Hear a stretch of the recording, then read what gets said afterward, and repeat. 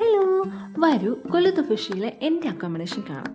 ഇത് കോറിഡോർ കഴിഞ്ഞ് വന്ന് കയറുന്ന ഇതാണ് നമ്മുടെ റൂം.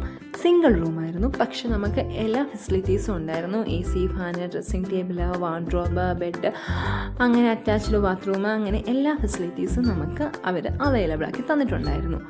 പിന്നെ ഞാൻ കൊല്ലത്ത് ഫിഷി വിസിറ്റ് ചെയ്തത് എനിക്ക് ഒരു ക്ലാസ് എടുത്തു കൊടുക്കുക, അതായത് ഞാനൊരു ലെക്ചറിങ് പർപ്പസിന് വേണ്ടിയാണ് ഇവിടെ വന്നത്.